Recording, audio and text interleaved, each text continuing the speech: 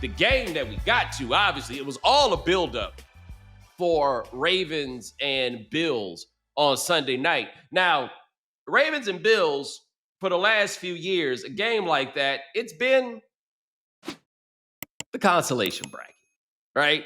And not really in a bad way, but it's been the consolation bracket, right? Like, it's kind of who gonna finish second to Usain Bolt in the 100-meter final at the Olympics.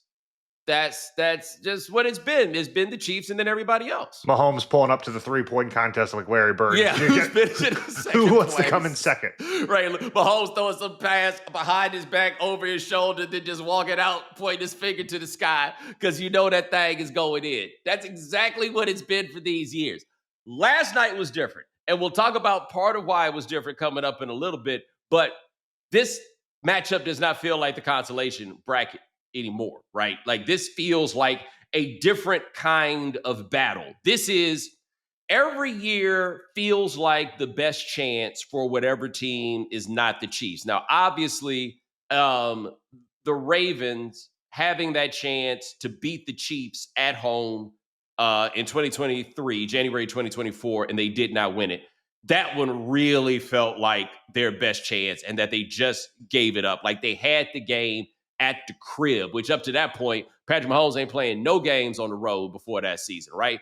They had the game at the crib. And wasn't that same year, didn't Buffalo have them at the have Kansas City at the crib, Ryan, and then they lost that one? Yeah, because that was the year they went 11-6 when that's right. It looked like the receivers were all double agents. Right. And so he went to everybody's house and was just like, not yet, fellas. Not yet. Like, y'all think this y'all's chance. This isn't y'all's chance. And then they walk through. Okay. This is not a game, I don't feel like, where you come out of it talking about one quarterback won and one quarterback lost. Now, obviously, Josh Allen in that 16-point run they put on at the end was just unreal. Just that big old, I just don't know. I'm trying not to use curse words, but that's only the problem with trying to describe Josh Allen. Big MFer? Is that yes, what you're saying? That's all I have is some form of that, right? Yeah. Like, it's not even just that it's cuss words. It's the big dollar ones that you can't rent. But that's all you can do with a dude that big throwing the ball like that. And he was putting it right on the dot for those cats, man. Like, it was it. And we got to get it right now. This is our chance. This is all we got. And they should not have won that game. Baltimore lost it, but they won it. Like the drives that they were running, Baltimore's defense is going to have to be a little something different, obviously, than it was. And honestly, Buffalo's defense is also going to need to be a little something different than it was. But that was the big fella. You know what he is? Here's what he is, Ryan. He's a big old galoot. That's a big galoot. The problem is when he talks, he doesn't sound stupid. Like, you Correct. think of a galoot is kind of big and stupid, but he is. That's what we need to start calling Josh Allen, because he doesn't really have a nickname yet, right? No. What if we just say the big galoot? When's the last time we called somebody a galoot? I didn't know they were still making galoots. Well, no. They're clearly still making them. We just began to identify them as something else. You're like, oh, I didn't know they made Datsuns anymore. No, they're called Nissans now. Like, that's all that is. Got it. The big galoot was moving down the field and making that happen. Look, Baltimore had a game where Lamar Jackson averaged 11 yards an attempt, threw 2 touchdowns, ran for 70 yards and another touchdown. Derrick Henry ran for 170 yards. Your team ran for 240 yards, and your quarterback played well, and you stopped the run, and you lost. Hey, guys, there's really only one place for you to look under those circumstances, and that place is the dude with the headphones on. Have a factoid here that Ryan has put in our document for you guys to know. John Harbaugh in his coaching career has blown 17 second half double-digit leads. 17. That is the most by any coach since at least 1991, because they ain't been counting, but for so long. Now, Part of that, of course, is a function of the fact that John Harbaugh has been coaching literally since the Bush administration. The second Bush, just, don't you think we're being unfair? But he's been out there since the Bush administration. Like, some of y'all don't even want to think about what it was like when he was the coach because they was putting you out of your house. Was that too far? That did I take it into tragedy at that moment? Okay, Ryan ain't even jumping in to say nothing about it. I'm just saying. I was thinking about what my life was like when John Harbaugh started coaching. I'm just saying. You was driving down the street and being like, "Damn, they're not gonna finish building that house. They just gonna stop in the middle, huh?" Shit. Okay, but he's been there for a long time. But at the same time, I do think he has been shielded by the presence of Lamar Jackson. In times and ways that very often when a team like this has not gotten to the Super Bowl over this time period and they have the quarterback, you get a new coach. Like that by now ordinarily would have happened. We are now in year 8 of the Lamar Jackson experience. Keeping in mind, they was going to cut bait with Harbaugh in 2018 until Lamar Jackson came in and saved his job, right?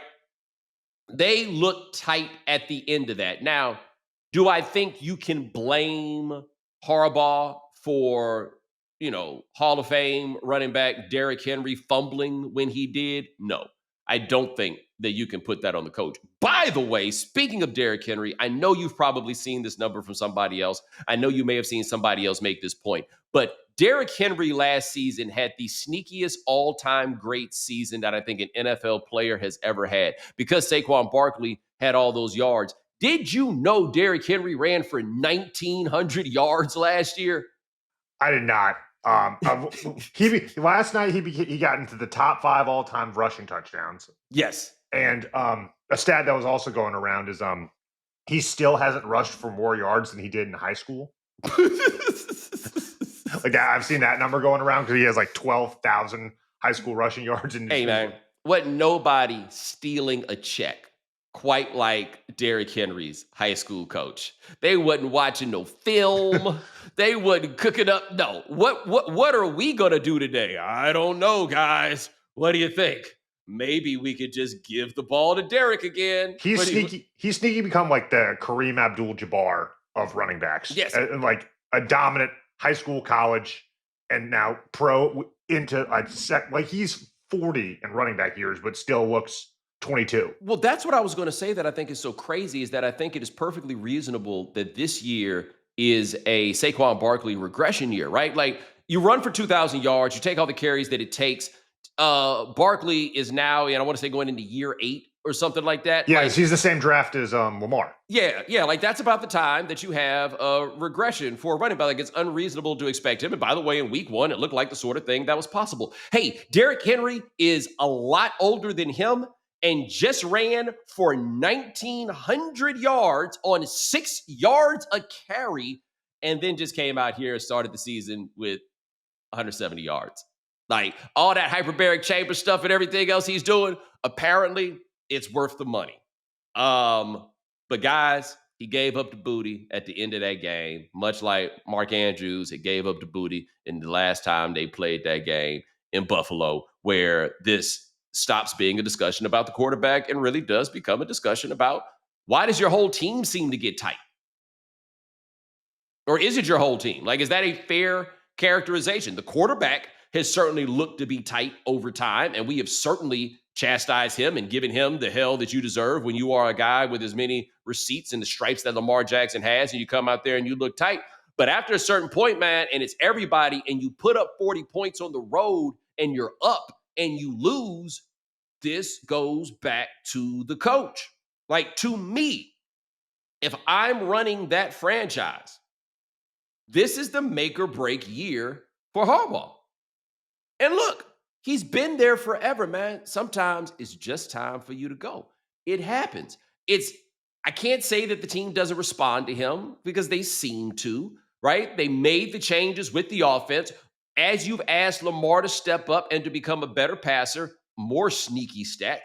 Lamar Jackson last year had 41 touchdowns, 4 interceptions, and ran for over 900 yards. I'm sorry.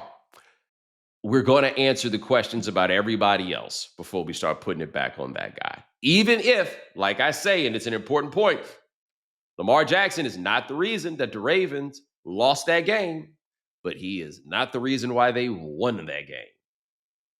The other guy, he is the reason his guys won the game, right? And if they lost, he wouldn't have been the reason because he also had an incredible game. Like, I find it to be so much more interesting, at least for the type of job that I have, to be able to come off of a game like that. And what we don't have to do is trying to find a way to blame or chastise the two excellent quarterbacks who played excellently. Like, we don't have to do that. I will say this, though, Ryan. Buffalo gonna need to figure out how to run the ball. Like the we're just gonna jump on Josh Allen's back and he's going to do everything. I will say this for the Ravens. It took them a while to build it up, but it never felt like that was their plan on purpose. These last couple of years, it's felt like this is what Buffalo has just decided they're gonna do.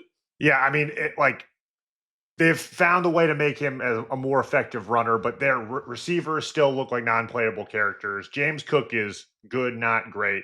I mean, at least none of them are really hit, but the Ravens have put a lot of talent a lot of draft capital into that receiver position. And then, of course, they go out and get Derrick Henry last year. Yeah, I will say this, though. They put a lot of capital into that, but if we run through this box score, if there's something that needs to worry you about them, Zay Flowers looks like the guy that they said he was going to be when he got drafted, right? He looked like that. But they are looking for what's left of DeAndre Hopkins to get it done. Ugh. 2 catches for 35 yards. Rashad Bateman. So I don't know if you ever listened back in the day when me and Shannon did the radio show, and everybody's got that guy. Like, one of them for me was Kristen Michael, but the defining one for me was Darren McFadden. But this is the year that he puts it all together. That checks out. Yes, Rashad Bateman. He is a one guy of those. that I promise this is going to be the year he puts it all together. Kyle Pitts is mine. Gosh, I had that feeling while I was watching snippets of that game. It's like it started looking like it might be, right? Yeah. It started looking like it might be. Mark Andrews didn't give him anything. No. In this game. So they have made the capital investments. They signed Odell Beckham a couple years ago, but what was left of Odell Beckham? They've tried. Flowers seems to be the one that has panned out, but somebody's going to have to give it because we're at this point now where their quarterback is one of the greatest quarterbacks who has ever played. He is a Hall of Fame quarterback. Like, Josh Allen is still Hall of Fame trajectory. Lamar Jackson, with the receipts that he's got, is Hall of Fame. Josh Allen, I think, is going to be there, right? Yeah. But he's one MVP or one Super Bowl appearance away from being a lock. Yes. Like this is where they are. The dude in the cap is going to need to figure out how to get this done. Because if he doesn't, they're going to look like they're squandering this. And Lamar is more than a runner. And I find most impressive about him as runner is that he takes very good care of himself, right? Like, he's not running like Cam Newton used to run, where Cam Newton is running like a fullback. Like, it's not that. However, no, Lamar has figured out, like, he gets out of bounds, he gets down. Like, yes. You never really see him take a contact injury. He gets sick all the time. Yes. He has the worst immune system of all time. But you never see him, like, almost cart it off. I just think we need to keep in mind that his primary football advisor at every turn has been his mama. That's not a bad thing. I'm just saying that if your mama is giving you the most football advice, you're going to be getting out of bounds and you're going to be sliding. You know what I mean? Let me tell you what your mama don't give a damn about. No extra yard. Not with her baby. She might be thinking that Derrick Henry need to go out there and get an extra yard, or Mark Ingram needed to get an extra yard, but you need to get your black ass down, right? But he doesn't take those big hits as a runner. However, we saw this specifically with Cam Newton. This is the greatest example. He had the career arc of a running back because of all the miles that he had. You want to get this done with a dude like Lamar, this is really the time, because we don't have a great answer for how long this is going to go. It is not, in all likelihood, this is not going to be a 17 or 18-year career. And that's not a slight or an insult to him. That's just not how it works with guys like this. If you decide you're going to do this and play this type of quarterback, you're not going to have a 20-year. It's not going to be that. It's just not. And when the athleticism fades for him, he'll still be able to pass, but it's going to completely change the dynamics of how he plays. This is the window to get this done, all right? Either John Harbaugh gets it done or John Harbaugh gonna be sitting behind a desk as the new Jimmy Johnson. Just you watch.